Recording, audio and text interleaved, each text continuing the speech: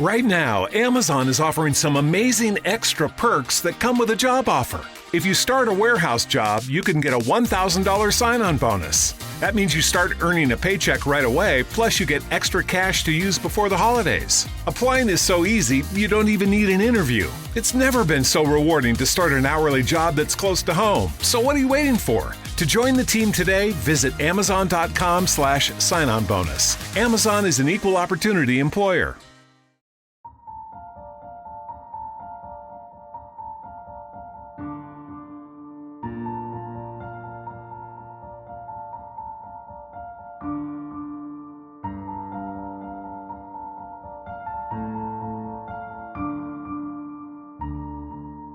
Hello and welcome to another episode of History You Didn't Know But Should. I'm Ray. I'm Chris. And today we're going to be taking a post-Thanksgiving look at a story most of you probably know something about, but there's probably a lot of details you don't know much or anything about. And that, Chris, is the story of the Mayflower. Yes, what a powerful story of adventure, of courage, sacrifice, dedication, bravery. And I think that as we get into our story today, a lot of people are going to discover some really interesting facts and a lot of history that maybe we should know, but we don't. That's right. There's a lot of stuff in here, and we could probably record 5 or 6, 7 podcasts on this one thing all by itself. But we're going to talk, Chris, about the Mayflower and about its passengers. We have to really go back to English history, and we have to look at some of the events that had taken place there in England in the years before. Of course, Henry VIII had moved the Church of England from being part of the Roman Catholic Church to being a Protestant church. He moved it out from under the Pope and placed himself as the King of England on the throne of the church there in England, the Church of England, the Anglican Church. And then, of course, he dies and his son Edward VI comes to the throne. Edward is a young child. He's Protestant, but he dies as a young child. And so his sister, his half-sister, comes to the throne, Mary I, and she, of course, tries to pull the nation back to its what she views as its Catholic roots. And then, of course, Elizabeth I, the great Protestant queen, comes to power. And it's during her reign and the reign of the subsequent monarch, King James, who most people know from the King James Bible, it's during her reign and his reign that the story that we're going to be talking about today actually sort of begins and then ultimately unfolds. Because under the reign of Elizabeth, there were Protestants in England who thought that maybe the changes, the Reformation in England wasn't going far enough. You know, there needed to be a further push of the Reformation there in England. So you really have this break along two lines. You have a group called the Pilgrims, not the Pilgrims, the Puritans, and then you had another group known as the Separatists. And the difference between the two groups isn't much along theological lines necessarily. They pretty much agree on most theological matters. They're both Christian groups, they're both Calvinistic groups, but the real difference comes in that the way they view the Church of England at this particular point. The Puritans, of course, they say, well, you know, we can work from within. We can work from within the government because there was no separation of church and state. We can work from within the government. We can work from within the church, and we can purify this thing. We can make the changes that we believe need to be made. The Separatists come along and say, no, this church is too far gone. The die is cast. The judgment is coming. We have to separate ourselves out from the Church of England. Now, of course, the thing about that was, Chris, that was illegal at that particular point in time. You did not have the freedom to separate yourself out from the Church of England. So when these separatist groups begin to form their own congregations, they begin facing persecution from the government. And a group of separatists we want to focus on today actually was located there in Scrooby, there in England, and it was under the ministry of a guy called John Robinson, and they were a small little group of separatist believers who were meeting there in Scrooby. Somehow the government got wind of their secret meetings and persecutions fell on them, and they ended up, a lot of them, leaving England and going where? they went to Holland, right? Yes. They went to the To Netherlands. the red light district. Yeah, they went to the Netherlands. They're worried about cultural influences on their children. So in a way, sort of the very things that drew them to Holland, religious freedom, that kind of thing, in some ways was what was going to force them out. And then they decide, okay, we need to get out of here. And the way they decided to go was to go to the New World. Initially, of course, they were looking at Virginia. And they didn't want to be close enough to Jamestown where Virginia could dominate them, but they wanted to be close enough to where they could sort of reap some of the benefits of Virginia. And so, of course, that brings us here to them going to Plymouth there in England and boarding the boats. Sort of we're at a 20,000 foot here then, Chris, but they sort of go there, they board the boats. What boats do they board?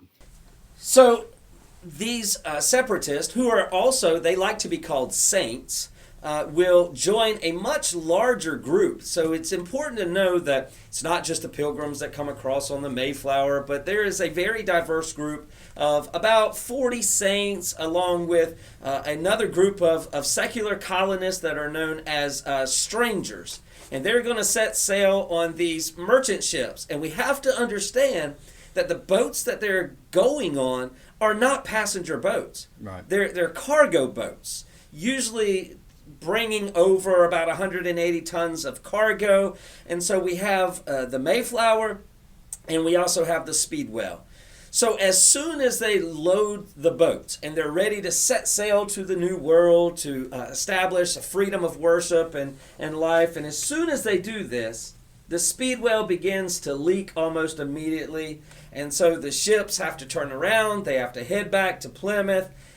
There's a discussion right there. What do we do? Do we keep going forward with the mission? Do we just stop and regroup? And some of the saints decide to just stay, but another group decides, no, this is God's divine calling. We're going to go. So they'll all squeeze together on board of the Mayflower, and the Mayflower will set sail under the direction of Captain Christopher Jones, and they'll head over to the New World. And we know, you've got to think about this. Sailing across 3,000 miles of open ocean isn't going to be a 3-day cruise. This is going to be something that is going to be extremely difficult, and it's going to be time consuming. They spent about 2 months going across the ocean. There were 102 passengers on the Mayflower. Remember, not all of them are the separatists. Not all of them are the saints, but you've got these strangers that are on board also. There's about a dozen children, 3 pregnant women, and they're all squeezed below in crowded, cold, damp conditions, which just going out on the lake on a rough day can cause seasickness. And add to that, you have very little food, very little air to breathe. So it really was a very difficult journey in which the boat rolling around, back and forth, being tossed about. One of the things that I found interesting is that this journey has so many powerful, wonderful stories, and I just wanted to share a little bit of kind of the stories and how it happened. And I thought one was very interesting. In William Bradford, that you've already mentioned, his book, which is called Of Plymouth Plantation, it is a little hard to read, of course, because written in that old English, but it's the only surviving account that we have of the crossing. But it's got some really interesting details to just show how close this journey came to a disaster. And one of those stories was that they'd been going about a month, and the Mayflower encounters this really terrible North Atlantic storm, and it was buffeting and battering the ship week upon weeks. And the crew was lowering the sails. They were basically, the Mayflower was just a sitting duck. And Mayflower records that there was a cracked mast, or a wooden beam had cracked. And the damage was so serious that the separatists, the saints, got together and had a meeting out there in the middle of the ocean and really discussed whether or not they should turn back. And then Bradford said something remarkable happened. And he records it, and he said this. He said there was this great iron screw that the passengers brought out of Holland, which would raise the beam into its place. So it just so happened that on board of that ship, they had like a jack screw, something that might lift a house, or something that might even have been a screw from a printing press. Either way, it was something that was strong enough that was going to allow the beam to be replaced to hold it up so that the boat could continue to go overseas. So really a very harrowing adventure. Yeah, I mean, and a lot of the stories that come out of the crossing of the Mayflower, it being damaged in that storm, which really impacts not only the immediate danger of the ship possibly sinking right there in the middle of the Atlantic Ocean, but it also impacts where they end up. Because remember, they were trying to go where? They were trying to go slightly north of Virginia in the Chesapeake area. Where did they end up? They end up off the coast of Cape Cod. Modern-day Massachusetts is where they end up. And they end up they go and they go ashore right there at Cape Cod. They end up having a brief engagement with some native warriors, and they move from there to what they called Plymouth Plantation. Actually, the Wampanoag, who were the Indians in the area, called it Patuxent. But when they arrived there off the shore of what they called Plymouth Plantation, the Mayflower, of course, is anchored down. It is there in the in the sort of harbor area. The Mayflower is too big to go to shore, so they're using small boat to go back and forth from shore to the land. And one of the more fascinating stories, Chris, that comes from this is William Bradford's wife, Dorothy Bradford. Dorothy Bradford crossed the Atlantic Ocean with her husband, William. They left their young son, John, there in Holland, never to see him again. At least she would never see him again. Because while they're there in the harbor, she mysteriously falls overboard and dies in the waters there off the coast of Massachusetts.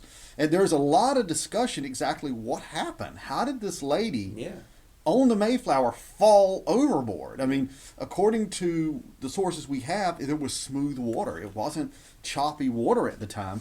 So what happened? There's some speculation. There is some speculation. I don't want to pass this off as historical fact, but there's some speculation that she may have committed suicide. And if you look in William Bradford's Of Plymouth Plantation, he does not mention her. And he certainly does not mention this particular event because, of course, it would have brought, at that particular time in 17th century Englishmen, it would have been a shameful thing. Right. So he doesn't mention it. But she's not the only one that died. The first governor of Plymouth Colony actually dies shortly after, coming ashore, a few weeks after coming ashore. So it is a very difficult journey for these people, and it is a very, and even once they arrive in the New World, it's very difficult, Chris. Yeah, and you just start talking about the sacrifices made, and you think about his wife and having come over 2 months of grueling conditions. We've already talked about the cramped conditions. They had very little food. I mean, of course, the fresh water would basically run out. We find stories where they were having to feed their children and themselves hardtack biscuits just made out of hard, salt, flour. Just horrible. Yeah, and even beer is what they had to feed the children, or to give the children to drink, because that's all they had. Yeah. The ceilings and where they stayed were about 5 feet tall, so you can just imagine that everything was cramped, it was cold. And it wasn't just the people down there. Like you said earlier, it was a storage area where they usually kept vasks of wine and stuff. So down there they had a boat, Yes. They also had at least one large dog, a mastiff, of all things. If I'm going to cross the Atlantic, what I want with me is a mastiff. Right. But they were... It was a very, very difficult conditions that they endured. Yeah, and there was one scary moment, which it's one of those moments in history in which you just have to ask yourself how, why, and what would have happened if things had turned out different. And, they were facing one of those brutal storms while they're crossing the Atlantic, and one of the passengers he had been cooped up too long, cramped up. He needed some air. And so, desperate for air, this man, his name is John Howland. And so he wandered up onto the main deck just so he could get a little bit of air. We don't know what exactly happened, but what we do know is that somehow, either through a big wave that crashed into the Mayflower, but he was thrown into the sea. So man overboard, an unexpected swim. And as Howland was thrown overboard, I mean, you can just pretty much say that this is guaranteed death. You don't survive being thrown over in this time period aboard the Mayflower in a terrible storm and expect to survive. However, what basically happens, he grabs onto one of the pieces of the boat that's jutting out, and he's basically holding on for dear life, but he's bobbing in and out, in and out, in and out. You can't hold your breath for too much longer. You're not going to be able to withstand the waves that are buffeting against you. But Bradford writes that what happened is the crew was able to throw a hook into the water. And as they threw the hook into the water, it just so happened to grab Howland's leather jacket, and they were able to yank him up, and he was able to recover. And not only was he able to recover, but he would live for many years later. He would become a profitable member both in the church as well as in the Commonwealth that they form when they get to the New World, when they get to America. And William Bradford, in his source, he mentions the incident, and he said this, and I think it's interesting. He said, in a mighty storm, a lusty young man called John Howland, coming upon some occasion above the gratings, was with the seal of the ship thrown into the sea. Here's the part. But it pleased God that he caught hold of the topsail halyards, which hung overboard and ran out at length. And he goes on and he talks about this being a significant storm, a mighty, mighty storm, being thrown into the sea. Bradford considered him to be lucky. He considered it to be a miracle. He attributed his rescue to the Lord because he said it pleased God that he caught hold of the topsail halyards. Now, why do we mention John Howland? Because honestly, Ray, nobody talks about him. We talk about the Mayflower. We talk about the Pilgrims. We talk about all of these things. But John Howland lived to be 80 years old. Basically outlived all of the other pilgrims. And he was a pilgrim. Yes. Yeah. He was. And get this, that this person who outlives all of these individuals, here's what's interesting about it. They had 10 children, he and his wife, 88 grandchildren. They are responsible for one of the largest Mayflower descendants. And also, who's included in those descendants? The 32nd President of the United States, Franklin Delano Roosevelt. The 41st and the 43rd President of the United States, Daddy Bush, George Bush, and his son, George W. Bush. Also, Jeb Bush of Florida, a governor. Even Sarah Palin from Alaska. America history would have been different if John Howland wouldn't have survived that journey across the Atlantic. But there's even more to that, because the literary world wouldn't have been the same, because Ralph Waldo Emerson, Henry Wadsworth Longfellow are all descendants of John Howland. Joseph Smith, the founder of the Mormons, Brigham Young of the Mormons, are all descendants of John Howland. Also, not that we're really talking a lot about them and don't put them in the same category as Franklin Roosevelt, but Alec Baldwin and his brothers are descendants. Even Chevy Chase, Fletch lives. Of course, Chevy Chase. We love Chevy Chase during Christmas time because one of the greatest movies ever. Clark W. Griswold Clark Jr. Griswold. Yes, sir. Yes. So if it wasn't for John Howland, Ray, you and I would be miserable the Christmas season because we would not be able to watch the Griswold Christmas. That's right. And then finally, I think it's important to understand, in this one family, because of this man and this miraculous adventure, we see how history has continued to be a part. What would have happened? What would have happened if this group of separatists had decided, you know what, let's don't push against the king? What would have happened if the separatists would have said, well, just mix in with the people on Holland, it'll all work out? What would have happened if these people would not have been willing to have braved the cold and the 66-day journey? Would we see history different today if it hadn't have been for them? Oh, absolutely. I mean, the United States as it exists today certainly would not probably exist. And the course of American history would have been drastically different. I mean, whether they had stayed in Holland, stayed in England, or if they had died out in the middle of the Atlantic Ocean like so many people did, crossing the Atlantic Ocean.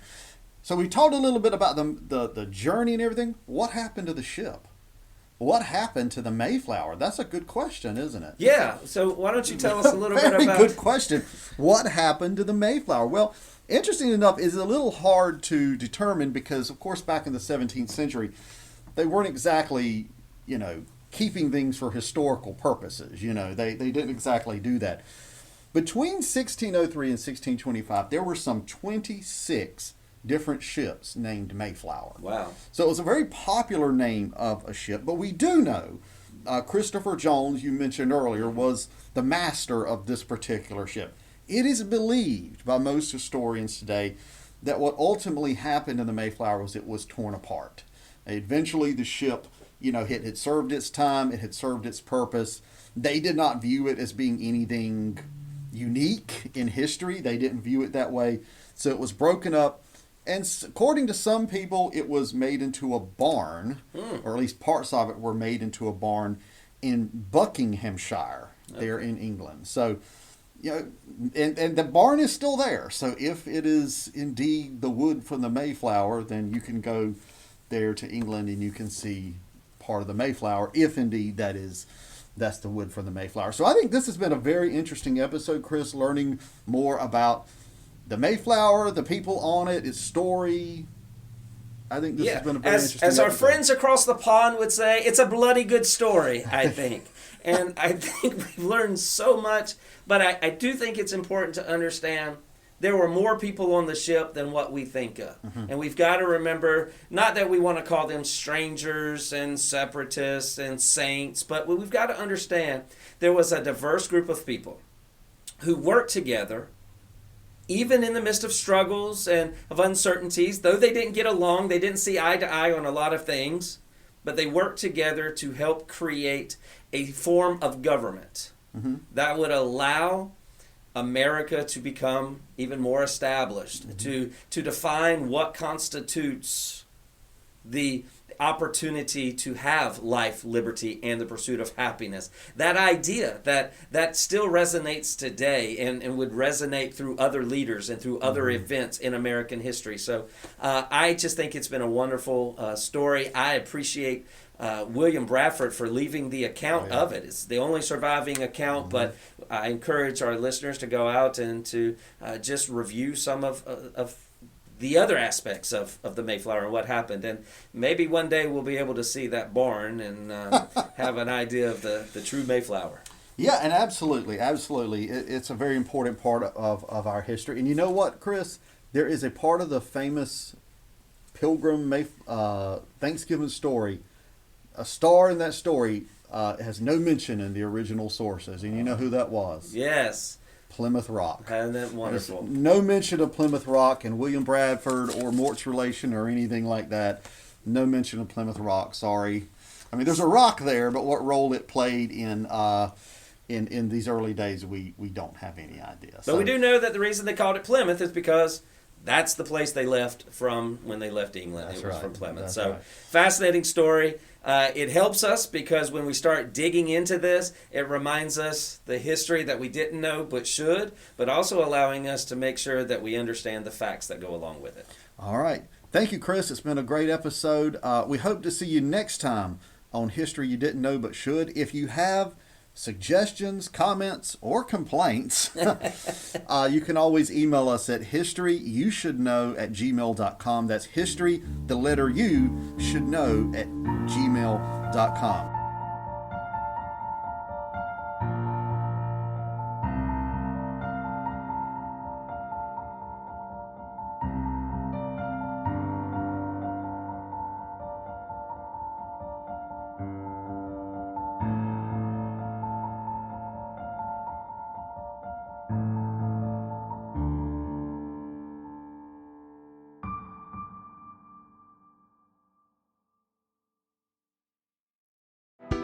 The reasons to treat yourself to a frozen drink from Mickey D's go on and on, and on. It's more than a drink. It's a Mickey D's drink. Your new flavor craze is here. From sweet and fruity frozen Fanta Wild Cherry to the classic cool of a frozen Coca-Cola to the tasty and tart frozen Fanta Blue Raspberry. Get any size for $1.59. Price and participation may vary. Cannot be combined with any other offer. Ba-da-ba-ba-ba.